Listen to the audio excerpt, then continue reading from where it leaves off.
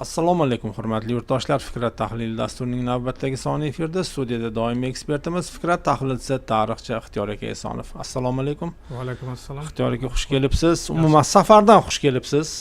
Demak, o'tgan hafta aytadi-yu, vaqt bekor o'tmadi va Ixtiyor aka bizning muharririmiz Nurbek G'ofurov bilan birgalikda O'zbekistonning go'zal so'lim go'shalaridan biri bo'lmish Shohimardonga borib kelishdi. Shohimardonga safar qilishdi.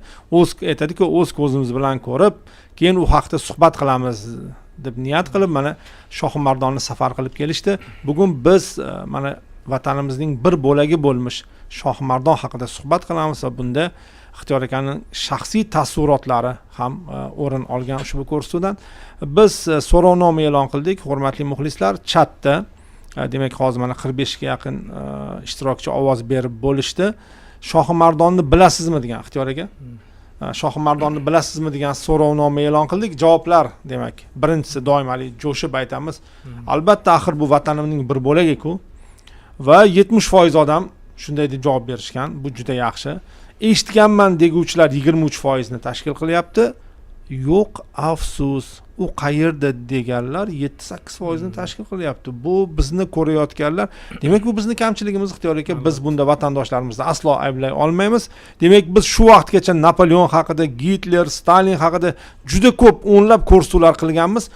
Muxlislarimizga biz Shohimardonni tanishtirmaganmiz. Ixtiyor aka, bu bizning kamchiligimiz. Demak, biz bugun mana shuni albatta vatanimning bir bo'lagi-ku deguvchilarni 100% qilib qo'yishimiz kerak. Ixtiyor aka, siz so'zga. Assalomu alaykum. G'ayratxo'ja, birinchidan o'sha ta'til berganingizga rahmat. Bu bizning hayotimizda bir unutilmas. Yo'q, biz buni direktorimiz Abrorxo'ja. Albatta, Abrorxo'ja bilan Nurbek kelishdi buni o'zaro. Albatta, Abrorxo'jaga ham rahmat. Ya'ni Fikrat tahlil dasturi boshlangandan beri birinchi marta ta'til. Siz borishingiz kerak edi, o'zingiz bormadingiz. Endi shunday bo'lib qoldi. Ajoyib bir nimalardan qoldingizlar. Yo, endi agar nimadir yo'lda masala bo'lib qolsa, Fikrat tahlil dasturi hammadan birda ajrab qolmasin dedik. Chunki endi Shohimardonga ketdinglar. Ikkiga bo'lindik-da. Chunki mana u ko'p yomg'irlar yog'yapti. Endi bu haqda yana alohida gaplashamiz. Biz kelgandan keyin sel ham kelibdi. Ya'ni aynan shu sel masalasini o'sha yerda ko'p gaplashdik. Hozir Shohimardonga ham sel keldimi?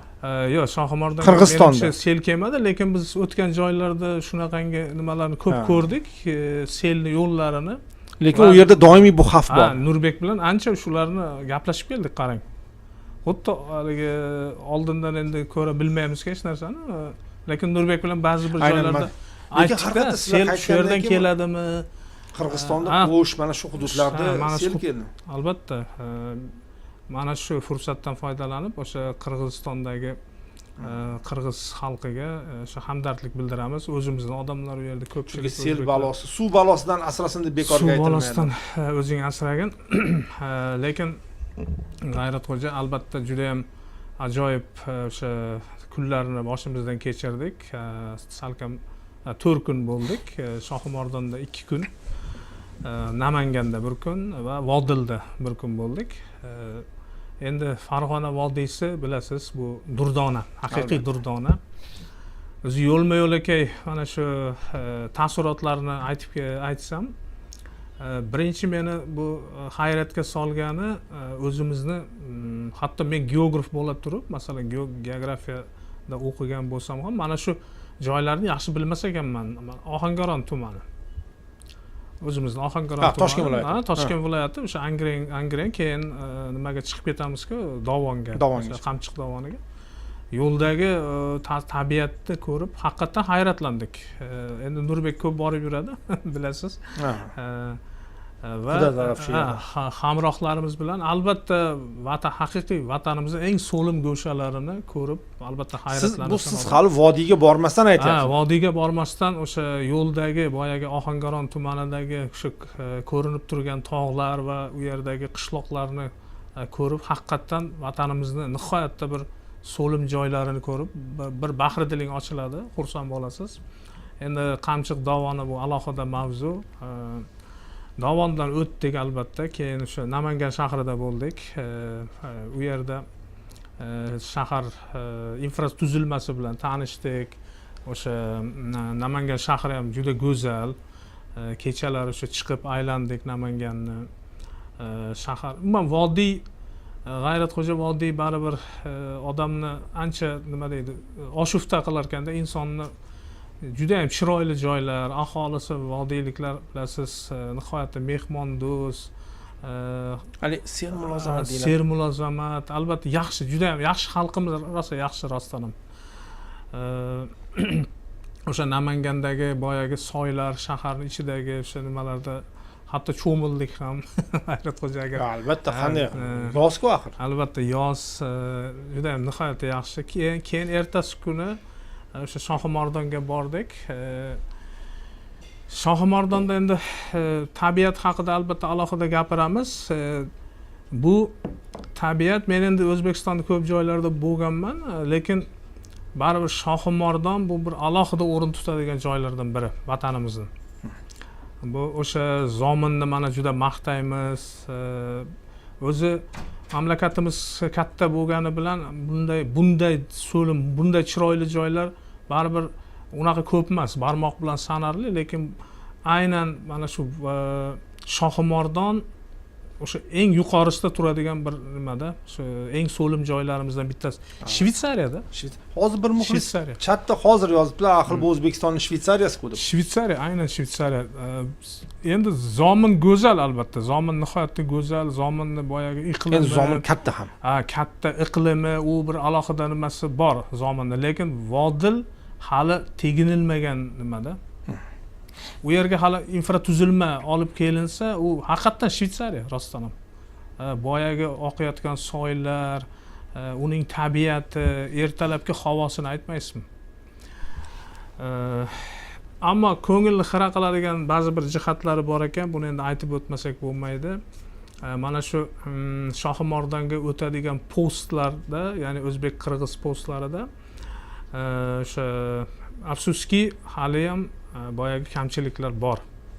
Buni o'sha o'zimizda ham his qildik. O'sha avtomobilda bordik, bilasiz, Umidjon bilan, Ismoil aka Adilov bilan bordik. Inson huquqlari mustaqil tashkilot raislari Nurbek, men, keyin Husan aka degan tarixchi bilan bordik. Ana shu yerda chegara masalasida biroz e'tirozimiz bor. Buni aytib o'tmasak bo'lmaydi ko'rsatuvda. Bilmadim, bu yerda G'ayratxo'ja xuddi sunniy uyushtiriladigандай tuyuldi bizga. O'sha chegaradagi boyagi probka nima deydi, tiqilinch, tirbandlik. 6 soatdan o'tdik G'ayratxo'ja. Avtomobilda ayniqsa o'sha Umidjonga sal qiyinroq bo'ldi. Biz endi ular Ismoil aka bilan Umidjon u yerda qoldi, ikkalasi. Ismoil aka yoshlar ulug' bo'lsa ham biz olib o'tib ketay, yuring desak, taksida ketamiz desak, u kishi Umidjonni tashlab ketgilari kelmadi. Biz 3 soat, 4 soatda o'tdik, adashmasam. Yana eng qizig'i o'sha qadamjo boya Qirg'iziston nimasidan o'tiladi-ku, O'zbekistondan Qirg'izistonga o'tilgandan keyin O'zbekistonni bojxonasidan o'tish oson. Va O'zbekistonning bojxonasi, men faxrlandim shu yerda, bizning bojxona haqiqatan nimasi darajasi yuqori, haqiqatan ham. Hamma tomonlama darajasi yuqori. Xizmat ko'rsatishi ham ancha yaxshi, aholi ham tez, mashina, avtomobillar ham ancha tez o'tib ketyapti. Ammo ming afsuski, mana shu qardoshlarimiz Qirg'iziston postida nimagadir bir sunniyga tuyuldi, ushlab turish. Bu albatta minusimiz O'rta Osiyo. Biz mana shu ko'rsatuvlarda G'ayratxo'ja biz qancha maqtayapmiz-da, masalan, o'sha Turkiyalar birlashish kerak, birodarlarimiz deb qancha nima qilyapmiz. Ammo afsuski buni teskarisini ko'ryapmiz-da. Bu ming afsus. Endi bu ixtiyorki bu yerda biz to'g'ri hukumatni aytmagan bo'lardik, chunki Qirg'iz hukumati emas. Bu shu ko'pincha xususiy shaxslar. Menimcha bu yerda korrupsiya bor-da. Korrupsiya bor. Ming afsus. O'sha Qirg'iziston hukumatiga ham, parlamentiga ham o'sha mana Ismoil aka ham keyin xat bilan chiqaman dedilar. Endi bilmadim bu qanchalik yordam beradi, yordam bermaydi. Bari aytib o'tishimiz kerak. Bunaqada biz O'rta Osiyo birlasha olmaymiz. Agar mana shunaqa qardosh xalq orasida bordi keldini qiyinlashtirib, korrupsiya qilib, xuddi qo'shning bilan oraga nasib qilib bo'lgandek. Shohimardondagi aholi ham mana shu masalani ancha nima istrob bilan gapirdilar, ko'pchilik qariyalar ham. Ayniqsa mana bu Shohimardonliklar Farg'ona tumaniga, ya'ni o'zlarining tumaniga, markazga hatto tug'ruqxonaga borishda ham ancha murakkab ahvollarga tushib qolamiz ba'zan, mana shu bojxonadagi boyagi tirbandlik oqibatida deydi. Ya'ni bu masalada o'sha qirg'iz do'stlarimizga yana shu aytmoqchimiz, iloji boricha bunaqangi nimalarni bartaraf qilish kerak. Ya'ni o'zbek qirg'iz aloqalarini mustahkamlashimiz kerak biz. Biz qachongacha bunaqangi nima deydi, arzimas bir sunniy muammolarni girdobiga o'ralashib, bunaqada biz O'rta Osiyo turkiy xalqlarini to'sqin boyagi sunniy mana shu muammolar to'sqinlik qilaveradi bizni birlashishimizga. Bu ikkita xalqni orasiga sovuqchilik ham tashlashi mumkin. To'g'ri, endi katta sovuqchilik bo'lmasa ham aynan o'sha endi kamida dilni xira qiladi. Dilni xira qiladi-da, o'sha dilni xira qiladi. Bu ming afsus, bu bor narsa. G'ayratxo'ja, men o'zim to'qib chiqarmayman. Mana Nurbek ham, Ismoil akalar hammasi ko'rdi bu masalani. Keyin Shohimardondan qaytganimizdan keyin ba'zi do'stlarimiz o'sha bizni kutib olib u yerda mehmon qilishganda shu yirikroq amaldorlar bor ekan ichida, o'sha o'zimizni Farg'ona tumani va o'sha Farg'ona viloyatida. Ular aytayaptiki, bizga aytmabsizlar-da, biz o'sha tezroq o'tkazib yuborardik sizlarni. Biz bilmab, men shu yerda keyin aytdimki, G'ayratxo'ja oddiy xalqchi. Oddiy xalqchi. Mana sizlar o'sha kimlarnidir o'tkazib yuborishga qurblaring yetadi, to'g'ri, lekin butun xalqni, nimaga butun xalqni o'ylamaysizlar? Qolganlar odam emasmi masalan? Nima uchun u yerda mana shunaqangi muammolar paydo? Bu korrupsiyaga boryapti-da. Xitoy aka, qizig'i, uzr gapingizni bo'ldim, qarang, bu juda ham pul qilishni o'ylagan bo'lsa ham juda ham bir past ishdan pul qilishdi. O'zi aslida o'sha yerda mana shu chegara bojxonalarni qardoshlarimiz, ular ham shunday juda chiroyli jihozlab bir operativ ishlaydigan qilib qo'ysa, aslida shuni o'zidan katta pul keladi. Chunki turistlar oqimi albatta o'tayotganda baribir nima deydi, hamma narsani o'zini qandaydir to'lovlari bor, to'g'rimi? Hali rasmiy. Axir keyin ular Qirg'iziston hududidan o'tadi Shohimardonga. Mana hozir mana ko'rib turibmiz, hurmatli do'stlar, mana. Hop. Mana bu Shohimardon bo'lsa, mana Qadamjoy, mana Vodildan. Mana Vodildan o'tadi. Undan ko'ra Xitoyga qarang. Mana shu Vodildan, ya'ni bizni Vodildan, mana ular qardoshlarimizda Qadamjoy bor. Jidalik, Qizilbuloqlar bor. Shu yerda infrastrukturani zo'r qilib qo'yib, xizmat ko'rsatib, haligi albatta turistlarga, albatta haligi mehmonlarga xizmat ko'rsatib, undan ko'ra shundan rivojlantirish kerak emasmi? Shundan iqtisodiyotni rivojlantirish kerak. Axir masalan o'tayotgan turistlar, bu Qirg'izistonda ham bu juda go'zal joylar aslida. Albatta, nihoyatda buni korrupsiya bilan buni bulg'ash kerak emas. Masalan, Shohimardonga o'tguncha u yerda havoda o'tmaysan, sen yo'lda yurasan, avtomobilda. Undan ko'ra infrastrukturani shunday chiroyli, xizmatlarni shunday, restoranlar, mana qirg'iz xalqining milliy taomlari bor, o'tovlari. Biz bir Issiqko'lga borganimizda ko'rgandik, o'tovlarni qo'yib, shunday bir chiroyli qilib qo'ygan. Hali qorning to'q bo'lsa ham bir kirib ketadi. Undan shunday qilmaysanmi? U yerda masalan o'sha o'tayotgan punktimizda u yerda qirg'izlarni ham bor-da oramizda. Qirg'iz ajoyib insonlar, qirg'iz birodarlarimiz, ular ham hatto norozi. Ya'ni hammaga birdek. Hammaga birdayda norozi. Endi to'g'ri, o'zlari qirg'iz nomerdagi avtomobillarni oldinroq o'tkazib yuborayotgan joylarni ham ko'rdik. Lekin o'sha baribir oddiy xalq qiynaladi-ku. Oddiy xalq qiynaladi. Yaqinda mana Qirg'iz parlamentida bir deputat mana shu masalani ko'targanda men xursand bo'lgandim. Bularni bu yerda sunniy bunaqa to'siqlar yaratish nima keragi bor? Minglab odamlar o'sha Qirg'izistonga o'tadi. U Qirg'izistonning infratuzilmasini yaxshilaydi. Albatta, pul keladi-ku. Pul keladi. Bu qarang, hukumatlar buni o'ylaydi. Endi aytmoqchi emasmiz, hamma oppoq yo'q, lekin hukumatlar uni o'ylaydi. Nega desa, chunki hukumatlar mamlakatga pul kelishini o'ylaydi. Albatta. Lekin mana shu pastda, ya'ni quyiroq qavatda past ishlar qilib qo'yishadi. Albatta. Mana Yevropani ko'p misol keltiramiz. Qaysi davlatga o'tayotganingiz hatto sezmay ham qolasan. Polsha bilan Germaniya. Esingizdami haligi bir ko'rsatuv qilganimizda velosipedda aylangan bir kishi, esingizdami? Kim? Hozir aytaman. Anvar aka. Ha.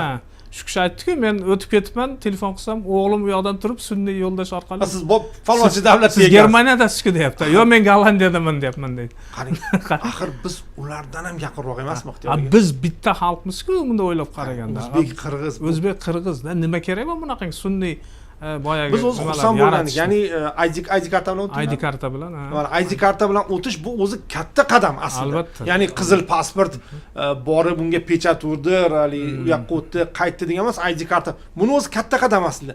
Lekin mana shunday katta qadamlarni ayrim pastkashlar shunday yerga tushirib qo'yishadi.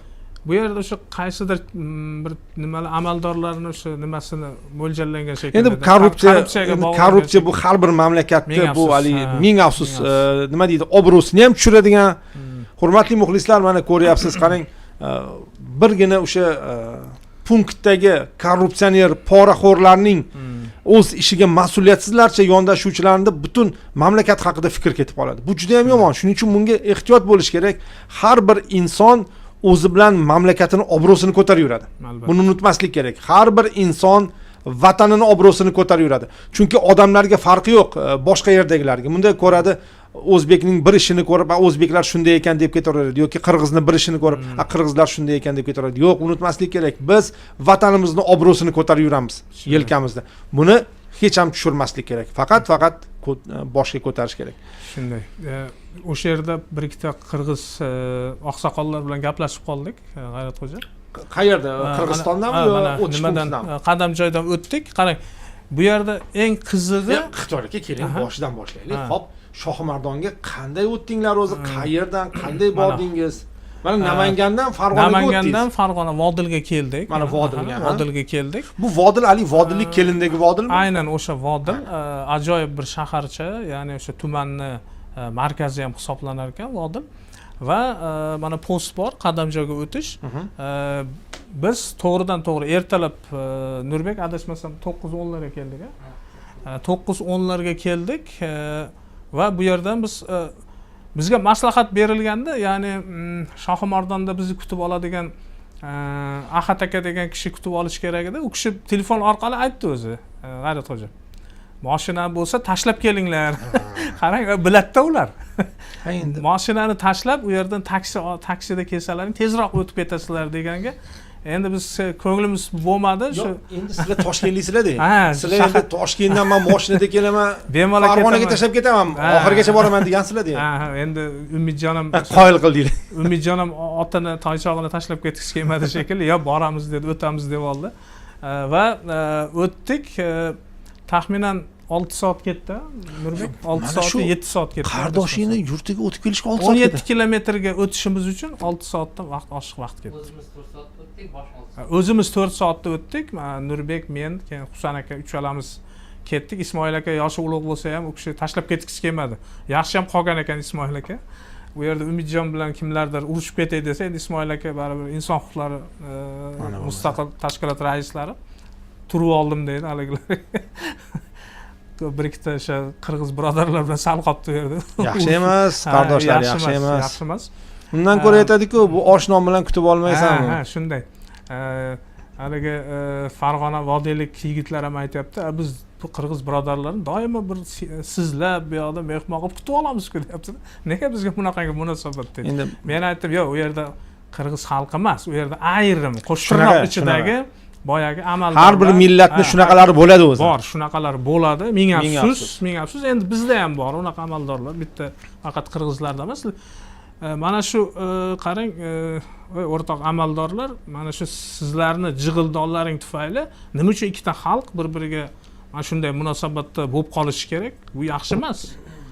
Sizlar o'sha aksincha bu xalqlarni boshqarayotgan odamlar aksincha mana shu xalqlarni birlashtirish yo'llarini o'rganishlari kerak.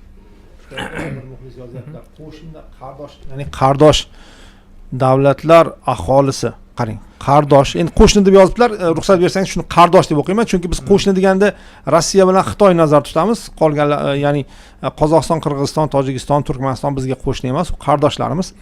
Qardosh davlatlar, ayniqsa chegara oldi hududlari aholisi o'rtasida do'stlik va birdamlik masalasida juda katta PR dastur ishlash kerak. Shunday deb yoziblar. Shunday. Bir-biriga quchoq ochib, u yerda mana shunday kutib olsa ekan, qani ertaga qanchalik bu yerga biz odam olib kelamiz-ku. Albatta. Buni ham o'ylash kerak-ku. Bular hammasi qardoshlarimizni hududi orqali o'tadi. Albatta, ertaga Yevropa chet eldan kelsa-chi. agar bironta g'arbdan mayli biz-ku tushunamiz, ha mayli o'zimiz endi. Ular tushunmaydimi? G'arbdan kelib qolsa ikkinchi u yerga kelmaydi-ku, o'tmaydi-ku. U joyida orqaga qaytadi agar bironta turist shunday ahvolga tushib qolsa. To'g'ri, turistlarga balki nimadir bordir, ligotalar bordir. Yo'q, poraxo'rlarga farqi yo'q. Ularga farqi yo'q. Yo'q, poraxo'r o'sha 1 so'm 2 so'mini o'ylaydi. Shunday. Eng past nazar bilan o'sha 1 so'm 2 so'mini o'ylaydi. Ularga bir davlatini manfaati, xalqini obro'si ularga qiziq emas. Ular o'sha kun ishlash kerak. Yana Ismoil akam ishlash endi qo'shtirnoqchida aytadi. Ismoil akam aytayaptilar, bir polkovnigimi keldi deydi, mashinada keldi deydi. Endi xursand bo'lib ketibman, o'tkazib olsa kerak desam, aksincha darvozani yopib qo'ydi deydi. Mashina aksincha u yerda turib qoldik keyin dedi. Demak, orasida o'sha katta amaldorlarning o'sha nimasi bor shekilli-da, ming afsus. Lekin mayli endi. Lekin ular katta odamlar emas. Bunday past ishlar bilan shug'ullanganlarni katta odam deyman. Menimcha Qirg'iziston hukumati albatta bularni ko'rib chiqish kerak. Bu yerdagi amaldorlarni menimcha almashtirish kerakmi yoki bir bu choralarni ko'rish kerak. Va o'zimizning mutasaddilar ham bir sal nima qilsa, u yerda bojxona, o'zimizning bojxonachilar bizni tanib qoldi. Nurbek. Yana Nurbek nima dedi bizga? Menga qarab aytibdi, "Shu masalani ko'taring" dedi. Bojxonachi aytibdi shu. Shu ko'ryapsizmi ahvolni dedi, "Shu masalani ko'taring" dedi. Haqiqatan tan olish kerak, 2017-yildan keyin bizni qardoshlarimizga munosabatlarimiz jiddiy o'zgargan. Endi aytadi-ku, ularni o'zgarishini kutyapmiz. Endi o'ylaymanki, ular ham o'zgaryapti. O'zgaryapti, albatta. Menimcha yaxshi tarafga o'zgaradi va tushunadi ular, albatta o'zimiz birodarlar. Baribir kim nima bo'lgan taqdirda ham o'zbek, qirg'iz bu bitta. Albatta. Qardosh. Qayerga boramiz? Qozoq xalqi, qirg'iz hammasi. To'g'ri, mana demak, Vodilda mana shu chegara punktini topdik. O'tdik. Mana bu mashinalar to'planib turganda ko'ryapmiz. Ko'ryapsizmi? Mana sunniy nima qilinyapti-da, ko'ryapsizmi? Allaqachon o'tib ketardik. Chunki o'tkazib yuborsa tez ketadi buni. O'sha boyagi siz aytgandek ko'paytirish kerak-da. Tekshiruv nazorat punktlarini ko'paytirish kerak. Menimcha bir 4-5 ta yana 2-3 ta kompyuter qo'shib bersa bo'ldi, 2-3 ta xizmatchi bo'lsa bo'ldi bu yerdan. Menimcha tez o'tib ketadi. Va G'ayratxo'ja yana bir narsasini aytmoqchiman. Bir tomonlama qilish kerak-da. Masalan, biz o'tganimizdan keyingi punktda yana shu ahvolda. Qirg'izistonga kirdik-ku, chiqishda ham mana shu ahvolda. O'shani bir tomonlama bir kelishuvlarga erishsa bo'ladi-ku. Mana kirdik, chiqib ketamiz osonlik bilan. Menimcha shu masalalarni ham bir yaxshilab. Endi bu yerda zamonaviy texnologiyalardan foydalanish masalasi bor. Deylik, mashina kirayotganda unga chip qo'yiladi. Mana ID kartani, chipni shuni ko'rsatsa va sen o'sha to'g'ri, deylik, O'zbekiston fuqarosi bo'lsang, sen to'g'ri o'tib ketishing kerak Shohimardonga. Shohimardonga o'tib ketganingdan keyin bu bilinadi-ku, yo'lda qancha qolganing. Buni hammasi nazorat qilsa bo'ladigan ish o'zi. Endi bu unga sekin-sekin tushunishim bo'yicha yetib kelinadi. Menimcha bo'ladi. Keyingi punktdan o'tganimizdan keyin o'sha taxminan Qadamjoyga keldingizmi? Qadamjoydan o'tdik, mana. Va mana Jideli, mana shu hududlar. Jideli u yerda jidazor bor ekan. Meva-cheva endi ajoyib. G'ayratxo'ja. Qirg'izistonni o'sha aytayapman, mana shu hududlarning o'zi nimada fantastikada ko'rinishi. Shu kichkina joyi o'zida. O'sha 17 kilometrni masofani Toshkent shahrida bilmay bosib qo'ysam uncha. Aynan ana shu 17 kilometr boyagi oraliqni ham bir turistik markaz qilsa bo'ladi-da, bu Qirg'iziston hukumati. Tasavvur qiling. Bu Shohimardonga borish ham shart emas, bunda o'ylab qarasa. Shu yerning o'ziga ham agar yaxshi shu yerni o'zi rom qildi. Yaxshi kutib olsa, agar yaxshi bir sharoitlar qilib bersa, odamlar hatto shu yerning o'ziga ham menimcha ko'pchilik xohladi shu yerda. Shohimardonga borib o'tirish ham shart emas. Ajoyib joylarda, aynan o'sha Shohimardonning davomi. Va taxminan soat 6larda, men adashmasam, Nurbek 6-7larga kirib bordik Shohimardonga. Hozir yo'q, biz ertaroq kirib bordik. Biz sizlar yo'q, ixtiyor ekan, bu yerda mana odamlar yozishyapti. Va doim kuzatuvdasizlar deyman-ku. 13:45 da Shohimardonda bo'libsizlar. Xo'p, demak yana avtomobilimiz hamrohlaringlar 18:30 da bo'lib. Aynan. O'zi nima ishlar qilganingizdan ham aytib bersam, hammasini aytaveramiz. Menimcha daraxtlarda ham aytyapti, hammasi kuzatuvdasiz deydi. Mana hozir odamlar yozishyapti, qayerda qachon bo'lganingdan. To'g'ri. Bordik, endi havo shunaqa toza endi G'ayratxo'ja. Bir payt yomg'ir yog'ib berdi Shohimardonda. Yomg'ir yog'ib berdi o'sha yerda. Markaz endi juda go'zal. Kurortda shahar. Buni Shvetsariyani Davos shunaqangi shaharlarga menimcha bemalol qiyoslash, hatto ulardan ham zo'r qilsa bo'ladi-da. Shohimardonning markazini. Kompaktni, kichkinagina. Bizda bu boshqa albatta menimcha bu Shohimardon tog'lari o'sha Alp tog'laridan menimcha hech qayerda mana ko'ryapsizmi markaz kompaktni joy o'sha kurort shaharda Farg'ona shahridan 55 kilometr uzoqlikda qarang. Dengiz sathidan 1,5 ming metr balandlikda. 1,5 ming. Deyarli subalp o'sha o'tloqlari. Oloy tog' tizmasi orasida joylashgan. Oloy tog' tizmasi eng nimasi Oqsuv va Ko'ksuv daryolari xuddi nima deydi, ikkita haligi soch kabi, jamalak soch kabi o'sha Shohimardonga tushib keladi-da. U rangi ham shunaqa? Ha, Oqsuv va Ko'ksuv haqiqatan ham. Ixtiyoriga mana shu yerdan tushuntiring hozir. Qaysi suv qayerdan kelyapti? Menimcha mana Shohimardon markazi. Mana bu ikkita suv, mana bittasi bu, bittasi adashmasam bunisi Oqsuv shekilli. Mana ikkita tarafdan kelyapti-da suv, to'g'rimi? Mana. To'g'ri, mana bu kattasi Oqsuv. Mana qarang, hozir bo'lmasa-chi birlashgan joyini olib keladi. Ha, birlashgan. Mana shu ko'l bor ekan o'rtasida. Kichkinaroq ko'l mana ko'l bor ekan. Ko'ldan biroz nima qilgandan keyin bog' bor. Mana shu yerda bog' bor. Mana shu ko'lning yonida bozorchalari bor ekan. Mana shu yo'lning ikki cheti. Qayerda birlashyapti? Suv masjid. Hali pastroqda birlashadi. Pastroqda birlashadi. Mana Hazrati Ali masjidi. Mana shu yerda birlashyapti. Qani bu yerda ikkinchi suv qani? Yana pastroq. Qani? Mana. Yo'q, biroz pastga. Mana shu yerda. Shu yerda birlashyapti. Yo'q, bu yerda bitta-ku suv. To'xting, suvlarni-chi ixtiyoriga ko'rsatuv ham, hozir aniq topamiz suvlarni. Ya'ni aytaylik-ku, aniq qilib suvlarni topamiz hozir.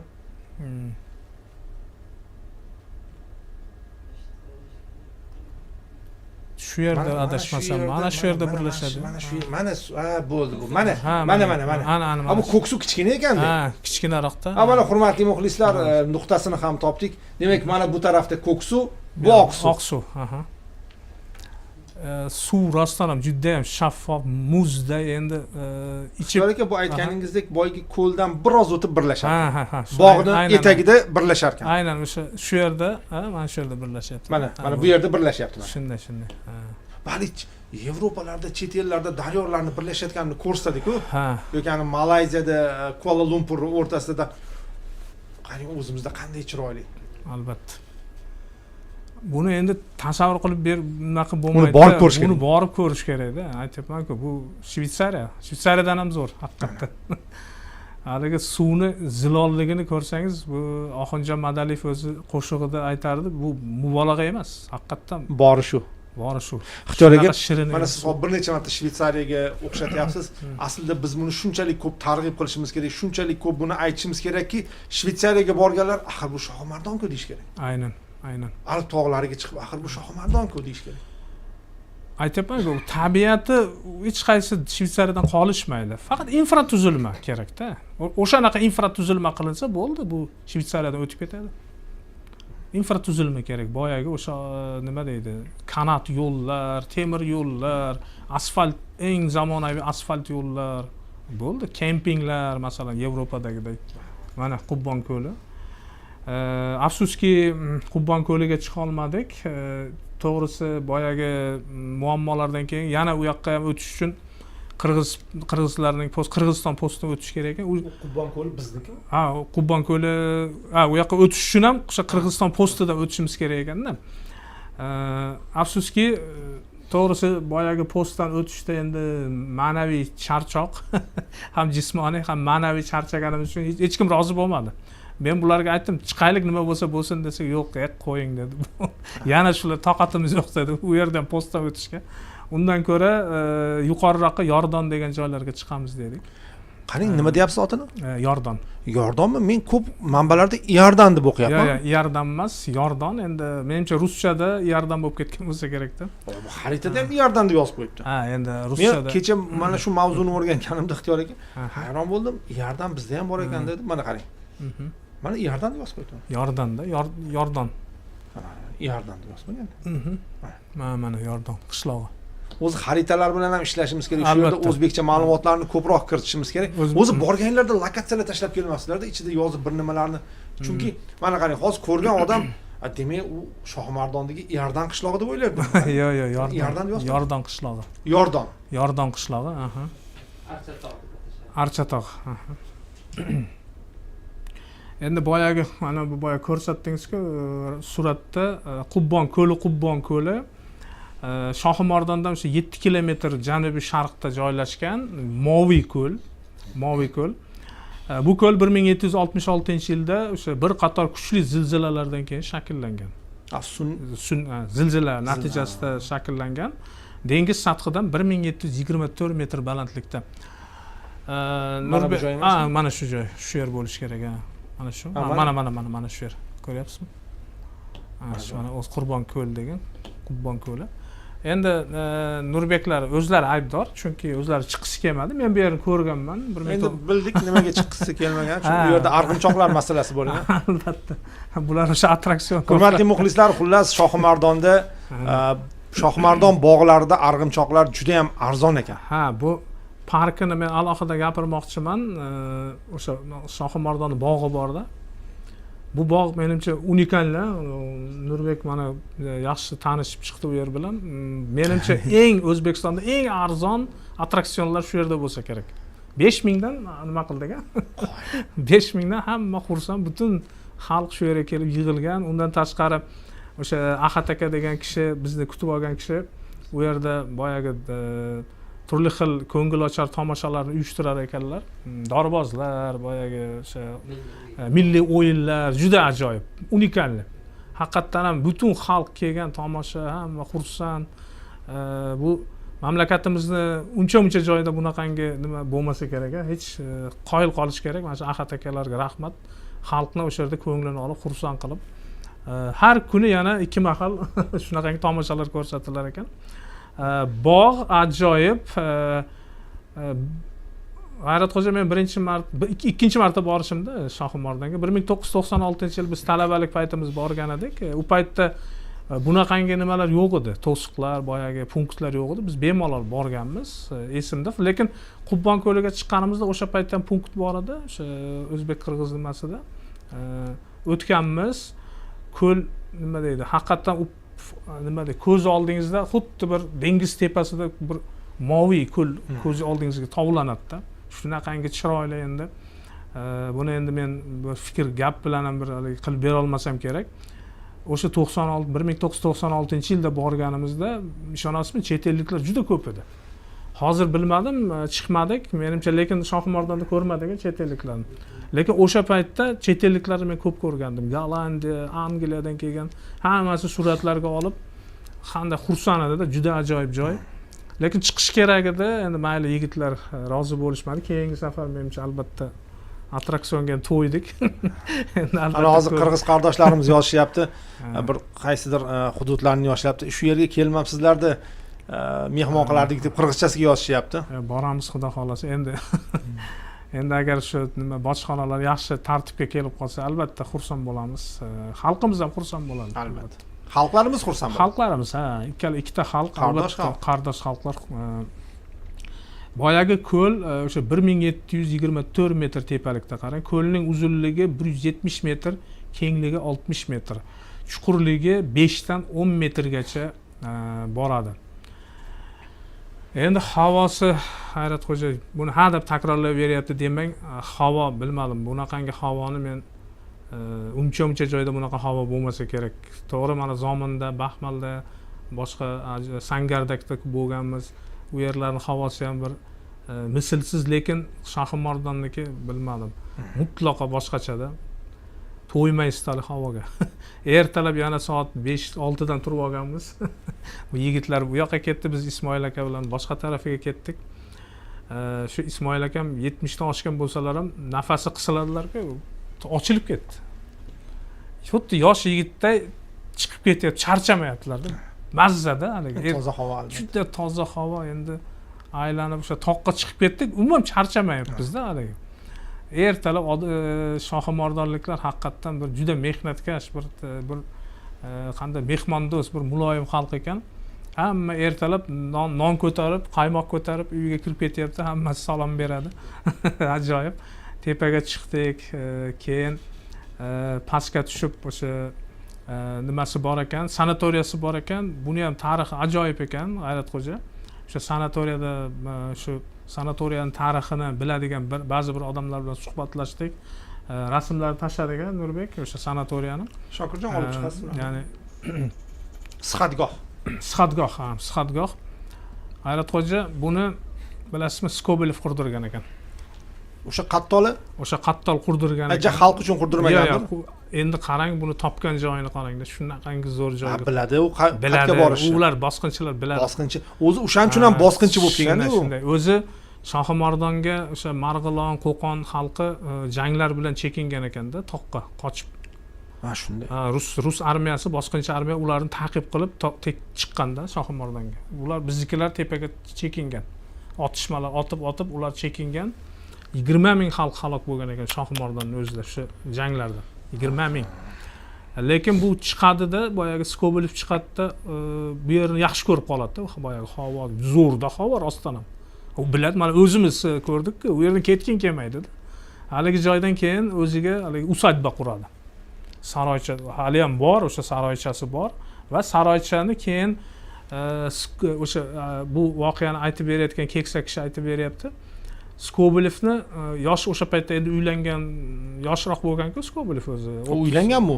Ha, o'sha yerda. Chunki u anu keyin mehmonxonada yomon ayollar bilan o'lib qoladi-yu. U yerda o'sha xotini bo'lgan ekan, keyin qo'lida qizchasi kasal bo'lgan ekan, qandaydir. Shu asma kasalimi, nimadir kasal bo'lgan ekan, aynan Shohimardonda tuzalgan ekan boya qizcha. Qarang. Va Skobelov shu yerdan keyin nima qurdirgan ekanda, boyagi istirohat nima qilib va qizchasi bilan o'sha ayoliga haykal qo'ydirgan. U haykal turibdi ekan. Qizchani ko'tarib turibdi, ayol haykal mana shu Skobelovning xotini bilan qizi bo'lib debdi. Shu eriga ta'sir ko'rsatmagan ekanda. Afsuski, qarang. Lekin bizni joylar qarang, hatto bosqinchini ham tuzatib yuboradigan joylarda havosi shunday zo'r. Hammaga bir xil bag'riga. Mana shu joymi? Ha, mana shu o'sha usatbas qarang. O'sha eski nima. Endi to'g'ri bu ta'mirlangan, bir necha yillar davomida nima bo'lgan. Mana Husan aka bilan shu yerlarni ko'rdik. O'zi mana ko'rinib turibdi, qarang, Yevropacha usulda qilingan. Bu hozir nima bo'lib xizmat ko'rsatib ishlaydimi hali? Ha, ishlaydi. Bu o'sha nima, sanatoriya. Nega u ta'mirlanmagan? Yo'q, ta'mirlangan-ku. Mana bu tarixiy qismi o'sha saqlanib qolgan ekan. Ya'ni unga uncha-munchaga tegib ham bo'lmasa kerak. Albatta. Endi to'g'ri, o'sha tom qismi devor. Ha, shunday, devor 1.20 haqiqatan ham. Yana ko'rsating boyagi nima. Bu siz bizga ko'rsang, bizga shu qiziq qolganini kitobdan qo'yaveramiz. Shunday. Mana qarang. Ha, o'zi ko'rinib turibdi o'sha kolonnalari bilan Yevropacha usulda.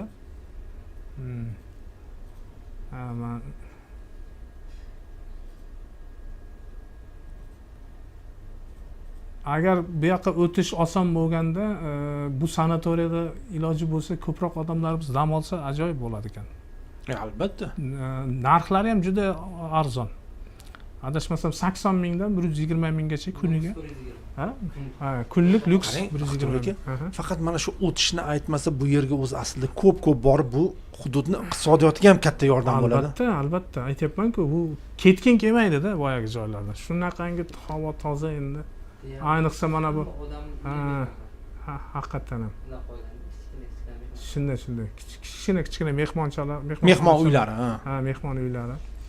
Yana haligi malinasi ko'p ekan, smorodina, malina yetishtirar ekan, qoyil qoldik.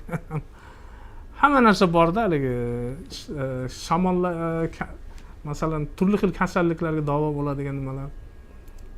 Mana. Qarang, o'sha eski nimada saqlab qolingan. Boyagi haykalchani menimcha rasmga tushirgan degan Nurbek, bir ko'ringchi. Menimcha jahl bilan balki suratga olmagandirsiz. Yo'q, men Skobelovga tegishli edi. Olgandik menimcha.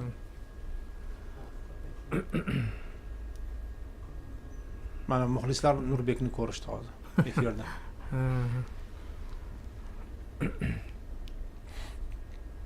Nurbek endi u paytda ham o'sha attraksionda edi, hayolda. Muzeyni ko'rgisi yo'q. Mana Ismoil aka. Ajoyib joylar, albatta. Keyin o'sha ichkariga kirgandan keyin boyagi nimalar qilib qo'yilgan, besetkalar, ya'ni suhbatlashadigan joylar va nimada kursilar qo'yib qo'yilgan, pastda soy oqyapti. Tepadan soyni tomosha qilib turasizda. Shunday. Mana ko'k suv. Bu oq suv. Bu ko'k suv. Ko'k suv, bu ko'k suv. Bu kichikrog'i. Bu Yordondan qaytishda tushdik-a buni. Keyin o'sha Yordonga chiqdik. Haqiqatan ham nihoyatda havosi ajoyib, salqin, hatto nimada kiyib yurdik. Haligi yengil kurtkachalarni kiyib. Yoz chillasida. Tepada salqin, mazza tepada. Pastga sal pastroqqa tushgan ekan, albatta sal. Endi tepaga chiqqan sal o'zi odam o'zini boshqacha his qiladi-da. O'shaning uchun ham yuqoriga ko'tarilganlarni tushgisi kelmaydi. Shunday. Siz ham aytyapsiz, qaytkim kelmadi. Albatta. Qarang mana suvlarni. Suvlarni ichsangiz umuman boshqacha haqiqatan ham.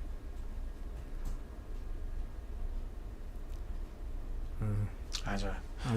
Ajoyib. Bu sanatoriy qaysi qismida joylashgan dedingiz? Sanatoriy markazida, yo'q, sal teparoqqa chiqdik markazdan. O'sha markazni ko'rsatdik. Markazdan sal teparoqqa chiqdik. Ana boyagi ko'ldan qayerga? Ko'ldan tepaga chiqib ketamiz. Tepaga qayerga? Yuqoriga. Yuqoriga bu yer tarafga? Bu tarafga. Adashmasam mana shu. Yo'q, bu Hamza muzeyi. Yo'q, bu pastda qolib ketadi. Biz yuqoriga chiqdik. Yuqori qayerga hisoblanadi? Pastroqqa. Bu yer Yordon tarafgami? Yordon tarafga qarab. Nariga taraf. Mana shu taraf. Bu yerda qayerda? Xos. Juda ham qiziqda endi. Mana shu emasmikan, Nurbek? Yo'q. Mana shu yer, mana shu yangi qurilganni. Mana shu, to'g'ri. Mana shu yangi. Bu men bilan eski shahar, bu men eski. To'g'ri. Ajoyib. Albatta tarixiy joylari bor. Qarang, o'sha ruslar o'sha yangi nima qurgan binolar bor ekan, o'sha Skobelov qurgan binolar. Undan tashqari o'zi qadamjoqlari bor, juda ko'p qadamjoqlari. Muqaddas joy albatta, diniy ziyoratgoh, masalan, musulmon urf-odatlariga ko'ra Shohimardonda endi albatta bu afsonalar yoki o'sha nima deymiz, Hazrati Alining o'sha nima deydi, qabri deb qaralar ekan, shunaqangi. Shunaqa afsona ham bor ekan. Afsona bor. O'sha Hazrati Alining o'sha nimalari bor, mana. Ham ziyoratgoh. Ziyoratgoh mana. Hazrati Ali ziyoratgohi. O'zi bunday ziyoratgohlar yurtimizda juda ham ko'p ekan. Juda ham ko'p. Adashmasam, bu mana shu Toshkent viloyatida ham bor, keyin Nurotada juda ham ko'p joyda shunday ziyoratgohlar bor. Bu mana shu maqbara, Hazrati Ali maqbarasi, afsuski bu bir paytlar Sovet davrida bu yerda dinni ta'qib qilish natijasida bu maqbara vayron qilingan. Mustaqillik yillarida 1993-yilda o'sha mamlakatimiz rahbariyati Hazrati Ali maqbarasini aynan o'sha joyda qayta qurib, tashqi shaklini saqlab, hozirgacha mana yaxshilab nima qilib qo'yilgan. Ziyorat bu yerda hozirgi kunlarda ziyorat bo'lyapti. Mana bu suratlar. Mana qarang, ziyoratgoh qayta ta'mirlangan, juda ham yaxshi ahvolga keltirilgan. Endi to'g'ri, yana biroz qarov bo'lishi kerak. Agar turistlar mana ko'proq jalb qilinsa, mana Hamza Hakimzodani nimasi ko'rinib turadi. Yuqoriroqda ekan sal. Lekin zinapoyalar bor, bemalol chiqib mana qilsa bo'ladi. O'zi Hamza Hakimzoda ham mana shu vafot etgan nimada. Xususiy suratlar.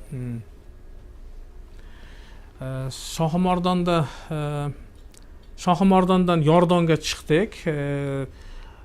Nima deydi, o'sha zamonaviy tilda o'zi Shohimardon bu yigitlar shohi ma'nosida keladi. Shohimardon.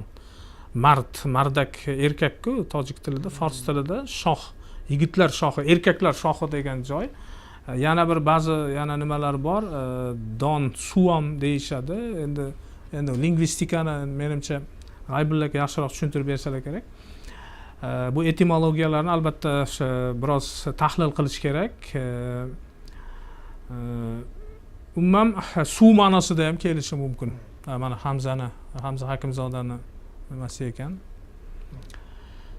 Sovet davrida bu punkt endi hammaga ma'lum Hamzobod deb nomlangan.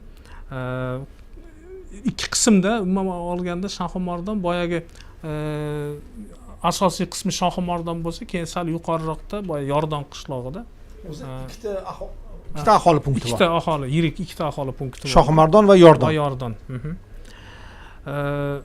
Shuningdek, Duoba degan joyda alpinistik lager bo'lgan Sovet davrida. Shuningdek, Sovet davrida marmar karyeri ham bo'lgan Shohimardonda. Endi afsuski hozir bilmadim bu ishlamayotgan bo'lsa kerak, lekin buni yana qayta nima qilsa bo'ladi, jonlantirsa bo'ladi. 1998-yilda o'zingizga ma'lum qishloq o'sha vayronagarchilik va sel natijasida jiddiy zarar ko'rgan. 1998. Aynan shu yili mamlakat rahbariyati borib o'sha Shohimardonga katta nima ishlar olib bordi, yordam qo'li cho'zildi. Albatta hukumat tashlab qo'ymaydi. Vatanimiz jigar, o'zimizni nimalar va Shohimardonda o'sha qayta qurish ishlari olib borilgan. 1999-yilda O'zbekiston bu yerda yana bir jiddiy nima bo'lgan, voqea bo'lgan, tarixiy voqea, ya'ni Qirg'iziston hududi orqali bu yerga turli xil terrorchi tashkilotlar bu yerda nima deydi, o'tgan. Shohimardonda bu yerda konflikt bo'lgan O'zbekiston bilan. Qirg'iziston hududi orqali o'sha Farg'ona vodiysiga o'tishga harakat qilgan va Qirg'iziston maxsus kuchlari tomonidan bu kuchlar to'xtatilgan. Mana shunaqa kunlarni ham ko'rgan Shohimardon o'zini boshida. Shundan so'ng, balki ana shundan so'ng O'zbekiston hukumatı chegaralarning tog'li hududlarini, shu jumladan Shohimardon atrofini qazib, bu yerda minalashtirish ishlari ham bo'lgan. Afsuski, keyin to'g'ri bu minalardan keyin tozalandi. Umuman olganda Shohimardon biz uchun eksklav, Qirg'iziston uchun anklav bo'ladi. Mana shuni bir tomoshabinlarga tushuntirib berib ketaylik.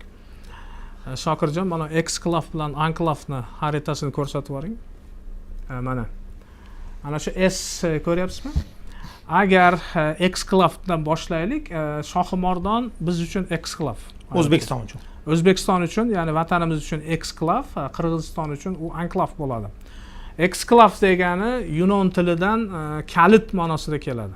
Klavis, kalit. Kalit ma'nosida keladi. Mamlakatning asosiy hududidan ajrab qolgan va boshqa davlatlar, bir yoki bir nechta davlatlar bilan o'ralgan, suveren bo'lgan, ammo boshqa davlatlar hududida qolib ketgan mintaqaga eksklav deb ataladi. Xuddi shu hudud o'zi tegishli bo'lgan, ya'ni mamlakat uchun eksklav, agar boshqa davlat uchun u anklav hisoblanadi. Xullas, anklav ham mana shunday, ya'ni lotin tilida u ham qulflangan mahbus ma'nosida keladi anklav. Ya'ni boshqa davlat hududi bilan to'liq o'ralgan boyagi boshqa davlatning hududi anklav hisoblanadi. Qirg'iziston uchun Shohimardon anklav bo'ladi. Qarang, ma'nosini qarang. Mahbus qulflangan boshqa davlat hududida qolib ketgan hudud deb ataladi. Endi mana shu anklav bilan eksklavni ma'nosini tushunib olish uchun aytdim bu narsalarni. Shohimardon o'sha mamlakatimizni Farg'ona viloyatidagi alohida o'sha aholi punkti, ya'ni Shohimardon eksklav, ya'ni posyolk, shaharchasi, eksklav shaharchasi hisoblanadi. Farg'ona tumanining hududi, ilgarigi nomi Hamzobod, maydoni 90 kilometr kvadrat. 90 kilometr kvadrat. Balandligi o'sha 1,5 ming metrdan oshadi, 1543 metrgacha dengiz sathidan balandlikda joylashgan. Aholisi hozirgi kunda G'ayratxo'ja 10 mingdan oshiq Shohimardon. 10 mingdan oshiq aholisi bor, lekin imkoniyat katta. Potensial katta bu yerda. bemalol bu joyni 50-60 minglik kerak bo'lsa katta hududga aylantirish mumkin. Potensial bor, juda katta potensial bor. Chunki markazida ko'rdik Nurbek, shunday katta binolar huvillab yotibdi ishlamasdan. O'sha Ahad aka ham nima qildilar? Agar mana shu Toshkentdagi yoki Farg'onadagi nima deydi, sarmoyachilar mana shu yerlarni olib gullatib yuborsa bo'ladi deb shu kishi ham aytdi. Endi boyagi o'sha borib kelish, o'tish masalalari og'ir bo'lgani uchun menimcha shuning uchun hali bu yerda infratuzilma unchalik taraqqiy etmay turibdi, lekin katta pul sarflansa bu yerni bemalol Zomin yoki mana shu o'zimizdagi Bo'stonliq tumanidagi kurort zonalar kabi gullatib yuborsa bo'ladi va Shohimordon tabiiy jihatdan ulardan men hatto xafa bo'lmasin, ulardan ustun tarafi ko'p ekan. Shohimordon ancha o'sha tabiiy jihatdan to'g'ri hamma narsa borda, mana qarang, boyagi Skobelevning ayoli. Ana shu Skobelevning nimasi. Ana shu bolasiga o'sha davolanib ketgan ekan shu yerda. Ko'ringiz, haykal qo'yib qo'ygan.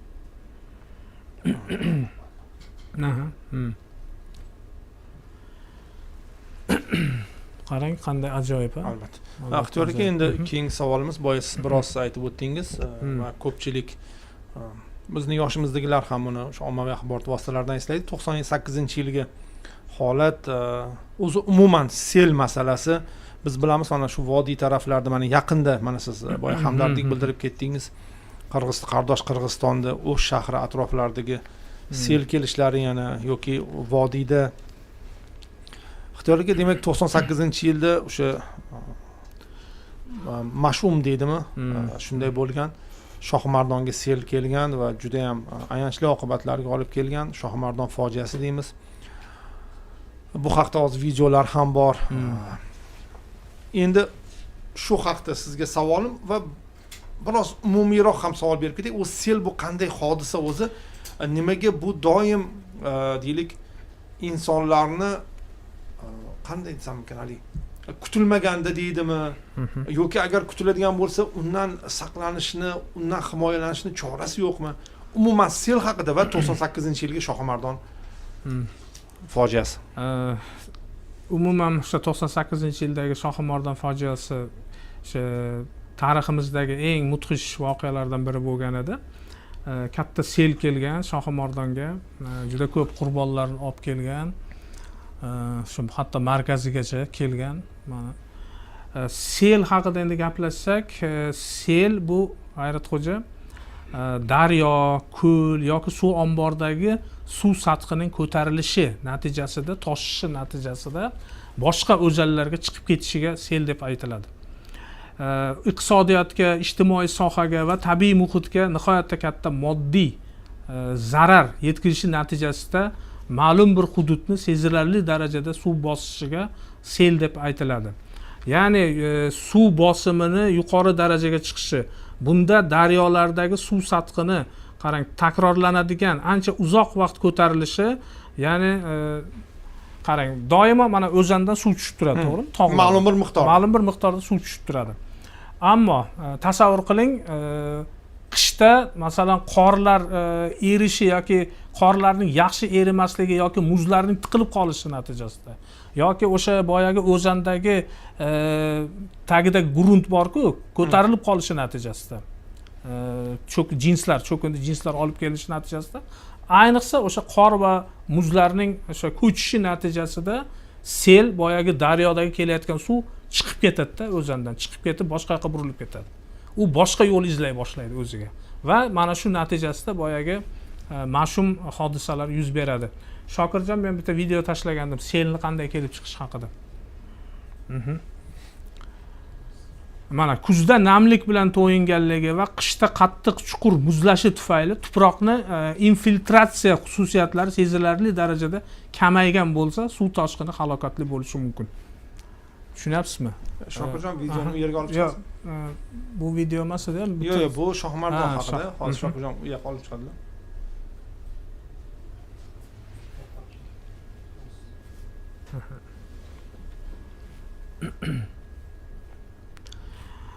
Sellar aytyapman, boya kuchli yomg'ir endi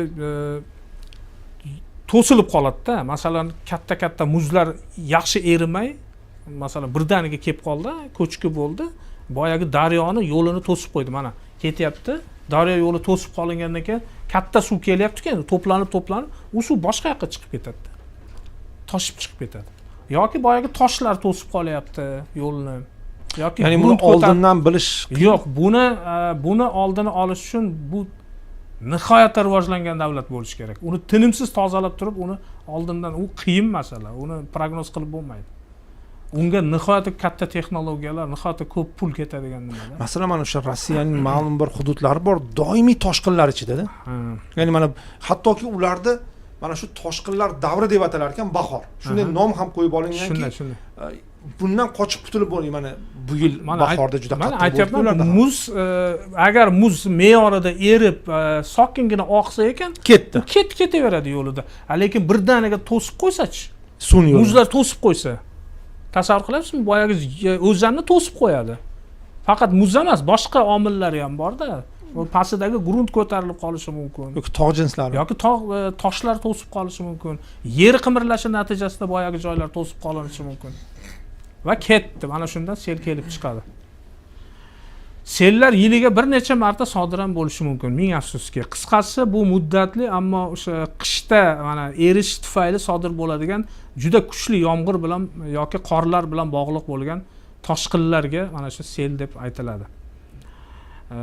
O'sha tiqilinchni keltirib chiqaradi, ya'ni daryo tubini stansionar muz qoplami va uyumi muz qatlamlari bilan to'sib qo'yishi ayniqsa bahor oylarida bu ko'p kuzatiladi. Mana bahor va yozda, ko'ryapsizmi? Daryo tubining tor va burmalarida oqimni cheklaydi va muz to'plangan joyda va uning ustida suv sathini albatta tabiiy ko'tarilishiga olib keladi. Ya'ni turg'un toshqinlar qish oxirida yoki erta bahorda hosil bo'ladi va janubdan shimolga oqib o'tadigan katta daryolarning bir vaqtning o'zida ochilmasligi tufayli ham yuz beradi. Ko'ryapsizmi? Bu o'sha dambalarning ham toshib ketishi, yorilib ketishi natijasida. Endi buni prognoz qilib bo'lmaydi-da, bashorat qilib bo'lmaydi. Bu istalgan paytda yuz berishi mumkin. Endi u daryolarning yo'lini tinimsiz tozalab turish uchun endi unga bilmadim, qancha mablag', qancha texnologiya kerak va uni kutib ham bo'lmaydi-da, qayerdan bo'lishini. Mana shunday qilib sel bitta video tashlagandim. Nima, Shokirjon? Mana shumidi o'sha? Mana. Hozir mana shu yerda yaxshi berilgan qanday selni qanday kelib chiqishi. Mana qarang, daryo yo'li.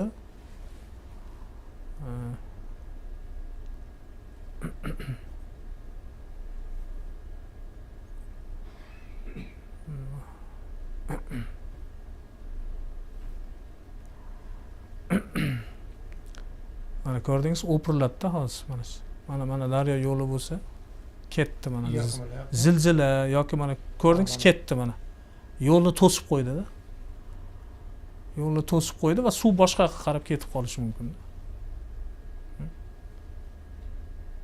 Va bundan hech qaysi hudud yo'q, hech qaysi hudud sug'urtalanmagan. Mana ko'rdingizmi? Istalgan joydan ko'chki yoki o'pirilishlar ham bo'lishi mumkin va daryo suvi yoki o'sha irmoqlar boshqa направлениyaga ketib qolishi mumkin. Va u tabiiy ravishda selni olib keladi. Bitta masala o'sha sellarni baribir o'sha bashorat qilsak qilmasak selni doimiy yo'lini bilamiz-ku va sellar uchun alohida menimcha suv omborlari tashkil qilishni o'ylash kerak shekilli. Ya'ni sel suvini baribir qayoqqadir yo'naltirishni yo'llarini qilish kerak. To'g'ri, buni daryolarni mana ko'rdingizmi, birdan suv ko'tarilib ketadi. Agar boyagi to'siq bo'lib qolsa, mana suv ko'tarilib ketadi, to'planib qoladi-da suv bir joyda.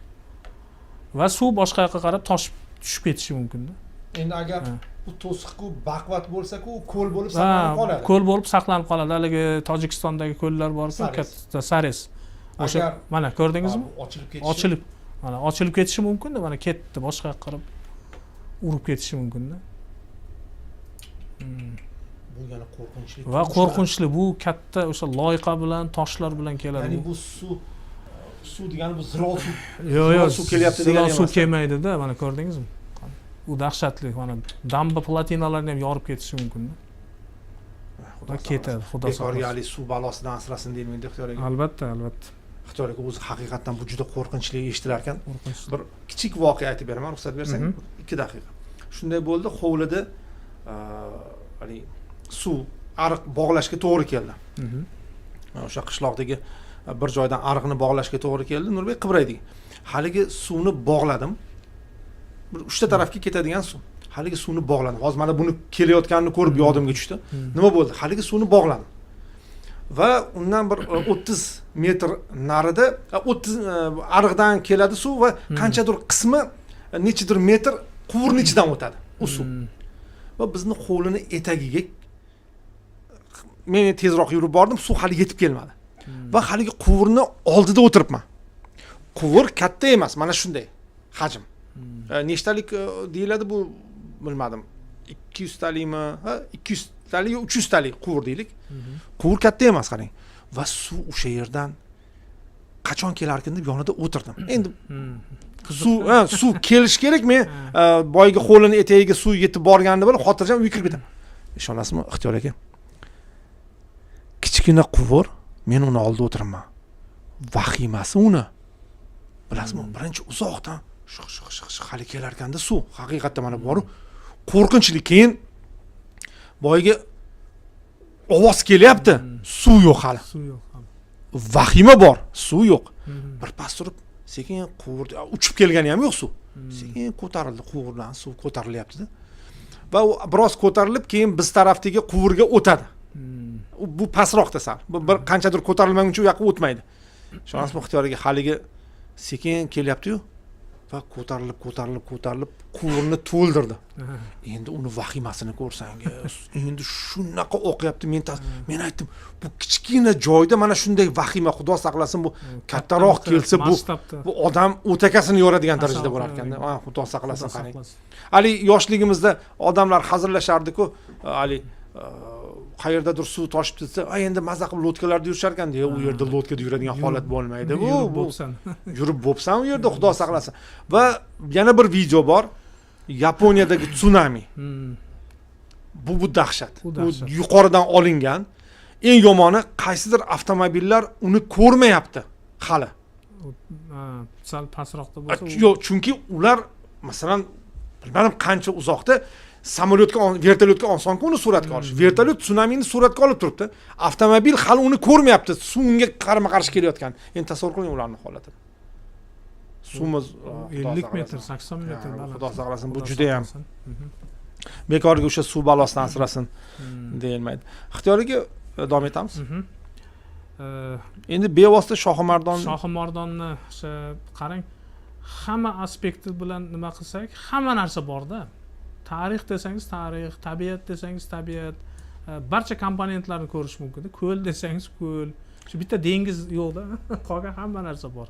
Lekin bu yerdagi Shohimardondagi toshqin ham juda bir dahshatli bo'lgan. Mana shunday kelganda, dahshatli kelgan. Qarang. Bu yerda endi odamlar bu haqda intervyu berishgan. Va bu yerda demak O'zbekistonning birinchi prezidenti Karimov borganda, Islom Karimovning YouTube kanali ochilgan alohida. Mana o'sha yerda bu surat qarang. Ixtiyor aka, men bu videoni ko'rib chiqdim.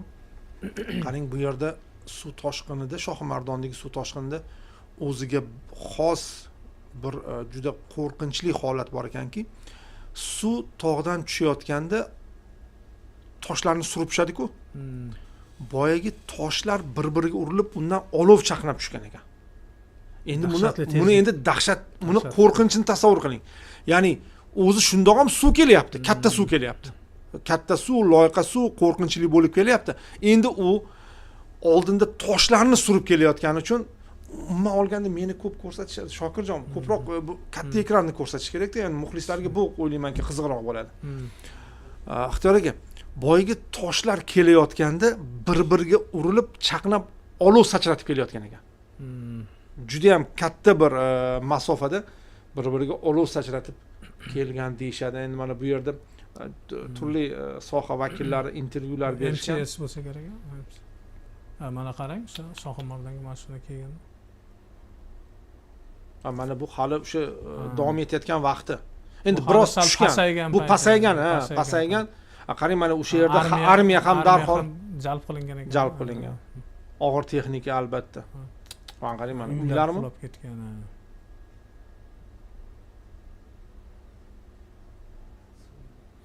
Bekorga aytmaydi-da, suv bolasidan asrasin. Mana shu o'zi nazarda tutiladi menimcha.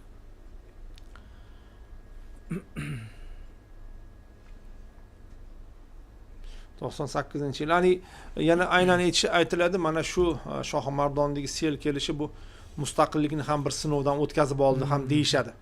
Chunki Sovet davrida-ku deylik o'sha hamma yordamga kelib, qo'shni respublikalar, Moskvadan va hokazo bo'lishi mumkin edi. Lekin bu yerda endi O'zbekiston o'zi bu bilan shug'ullanish kerak edi. O'zi qiynalib turgan davrlarida. Albatta, o'zi mustaqil bo'lgan, hali iqtisodni oyoqqa turg'ish kerak. Bu yerda esa Shohimardonda sel kelyapti. Bu o'sha mustaqillikni bir sinovdan o'tkazib olingan davr ham deyilar ekan. Tarixi juda ham ajoyib ekan Shohimardonda. Shonli tarixi bor. Albatta. Endi to'g'ri, bu boyagi o'sha Skobelevni qo'ygan haykallari, bularni endi buzib tashlash kerak degan ba'zi fikrlar yo'q, buzish kerak emas, chunki u tarix. Boyagi binolar saqlanishi kerak, haykallar ham iloji boricha saqlanishi kerak. U sen hech kimga xalaqit bermayapti. Uni buzganing bilan nima bir foyda topasanmi? Bir voqeani keyin nima qilib qoldim. Uni keyin internetda ham qo'yilgan ekan bu o'sha voqea haqida. Chag'allik Yormuhammadbek degan nima bo'lgan ekanda. Milliy ozodlik harakati, endi o'sha Yormuhammadbek bosmachi deb uni o'sha nimada aytishgan ekan. Shohimardonda Sovet davrida ham o'sha yaqinlargacha boyagi Sovet hokimiyatini o'rnatishda mardlarcha halok bo'lgan ba'zi bir o'sha qizil askarlarga haykal qo'yilgan ekanda. Ana shu haykalga borib pionerlar endi ches berib shunday nima qilinganda. Endi bu Sovet davrida. Sovet davrida udumlaridan biri. Keyin o'sha bilsak, boyagi ana shu haykal qo'yilganlar hech qanaqangi bir qahramon emas, balki qizil askarlarga o'sha borib suv olib kelishga kelgan, ahvolni o'rganib kelishga kelgan odamlar bo'lgan ekanda. Yormuhammadbek o'shalarni qiyratganda u yerda, ya'ni milliy ozodlik harakati uchun Yormat bosmachi deb atashadi ekan. O'zi aslida o'sha keyinchalik bu hikoyani yozgan o'sha insonlar yozishcha eski qariya o'sha oldin Sovet davridagi qariyalar bizga aytardi. Bu mana ularga emas, o'sha Yormuhammadbekka o'zi nima qo'yish kerak. O'sha bizni qahramonimiz deb aytilar ekanda. Endi o'zi oqlash endi boshlandi. Albatta. Mana o'zi 2021-yildan boshlandimi o'zi? Albatta, mana keyin mana chiqishda Nurbek bilan bitta masjidga kirdik, Nurbek. Shu yerda bir ajoyib nima bor ekan, mehmonxona bor ekan. Bu mehmonxonani boyagi mehmonxonani qo'yib yuborsangiz, o'sha Shohimardondan boyagi nimaga ketishga, postga qarab ketishda. Mana bu masjidmi? Hazrat masjidimi? Hazrat Ali masjidi. Shuni mana shu yerda bir mehmonxona bor ekan. Buni bir hoji bobo rahmatli bo'lib ketgan ekan u kishi. Joylari jannatda bo'lsin. Mana shu kishi qarang, musulmonlar uchun umuman o'sha kim bo'lsa ham shu yerda tekin mehmonxona qurib berganda, boya masjidning yonida. Ajoyib. Shohimardonda tekin mehmonxona. Tekin mehmonxona. Kim masalan namoz o'qib, bemalol ko'chada agar hech kim ko'chada qolib ketmaydi Shohimardonga. Qadimgi Karvonsaroy xuddi shunday. 3 qavat endi ajoyib, ichiga kirib shunaqa. Ya'ni Shohimardonga borsang ko'chada qolmaysan. Yo'q, aynan mana shu mehmonxonaga borsangiz hamma ochiq, qarang. Mana shunday ajoyib. Hamma xalq shu yerga kelib boyagilarga oziq-ovqatlar berib ketar ekan. Mehmonlar. Mana qanday ko'rdingizmi? Mana bizning xalqimiz qanday. Mana shu odamlar savob oladi-da, ko'rdingizmi? Qarang, xalqqa qanday emas foydasi tegyapti. Agar kim o'sha Shohimardonda hech kim ko'chada qolib ketmaydi, u aholisi. Bizni bir taksichi yigit Nodirbekmi deysizmi, kutib oldi. O'sha yerda olib borib qo'yib, bizga aytibdi, qarang, bu yerda hech kim ko'chada qolib ketmaydi, xavotir olmanglar. Men hozir uyimga olib ketaman sizlarni dedi. Yo'q, bizni kutib oladigan odam bor desak ham, qarang shunday mehmondo'st insonlar bor. Mana o'sha yermi? ha, boyagi Hazrat Ali masjid. Mana shu yerdan chiqib nariyoqqa borsangiz, ana to'g'riga ketsangiz, boyagi mehmonxonada.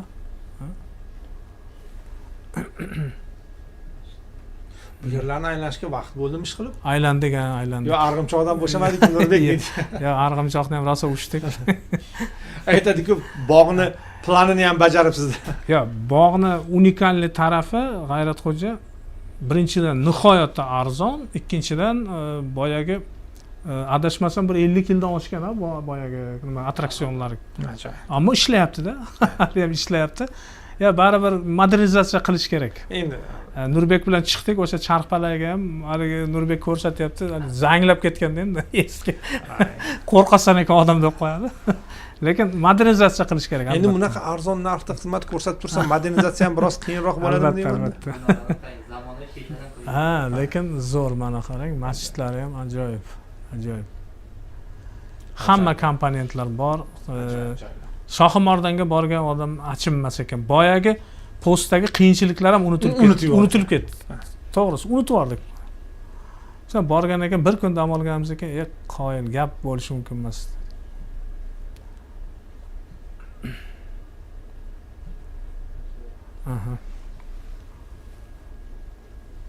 Ajoyib. Albatta tavsiya qilamiz, Shohimordonga boringlar. Xitoyga mana demak bir necha sahifalarda so'rovnoma o'tkazdik. Ko'pchilik ishtirok etdi. Ya'ni Shohimordonni bilasizmi degan. Demak 67% odam albatta bu vatanimning bir bo'lagi deb javob beryapti. 21% odam eshitganini, 12 resursimizda 12% odam xabari yo'q ekan Shohimordondan. Demak bu yaxshi emas. Demak ikkinchi resursda demak ovoz berish jarayoni 3 ta joyda o'tkazdik. Bu yerda 25% odam demak biladi. Bu yerda 9% odam Shohimordon haqida eshitmagan ekanlar. Keyingi resursimizda bu yerda yana ham ko'proq, ya'ni 7% odam bilmas ekan. Ya'ni yana ham ko'proq degani biladiganlar ko'proq ekan. 7% odam demak o'rtacha bir 9% odam Shohimordon haqida eshitmagan ekanlar. Bizni deylik so'rovnomada ishtirok etganlar. O'ylaymanki ushbu kursda ularga ham foyda bo'ldi. Vatanimizning bir bo'lagi haqida xabar topdilar. Ixtiyorga sizga kattakon rahmat. Rahmat barchaga. Ko'rishguncha salomat bo'ling. Rahmat. Xayr.